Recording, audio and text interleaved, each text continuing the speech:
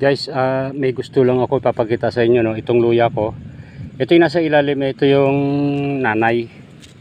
Ito yung anak yung nasa ibabaw. Yan.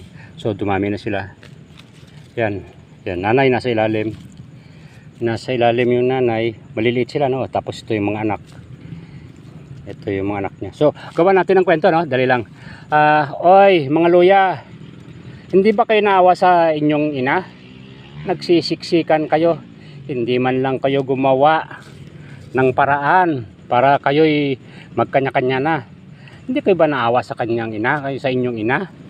Yan o, ay. Sige. Total, nandiyan naman yung inyong ama. Ililipat na lang kayo. Ito, gumawa na ako ng para sa bahay ninyo.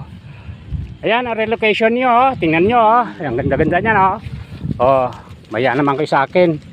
Ayan, yan. Diyan ko kayo ilalagay. Yan. Hindi ba kayo natuwa? Sige. Salamat. Salamat naman. At ang sabihin ko sa inyo, biling ko sa inyo, yung umayo kayo at magpakarami. Okay na? Sige. Thank you. Sige.